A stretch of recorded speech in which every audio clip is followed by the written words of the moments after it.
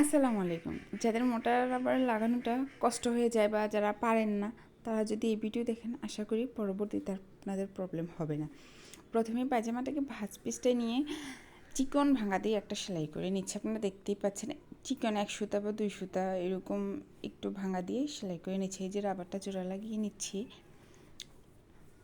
তারপর বসিয়ে 1 সুতা পায়জামার উপর বসিয়ে উল্টো পিসটায় বসিয়ে 1 সুতার মতো কাপড় বাড়তি রেখে সেলাই করব, যাতে এলাস্টিকের মধ্যে সেলাই না পড়ে। এই যে সেলাই হয়ে গিয়েছে। তারপর পায়জামাটাকে ঠিক করে নিয়েছি। টান টান করে একদম ঠিক করবেন, যাতে কোথাও বেশি কোথাও এরকম না থাকে।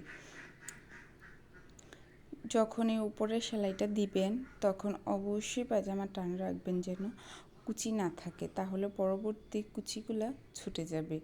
তারপর নিচে সেলাই করে নিচ্ছি আর একটা।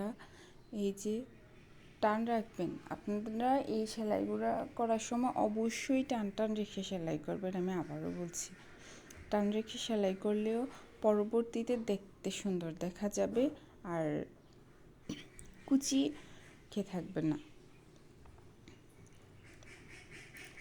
এই যে সেলাই করে নিচ্ছি।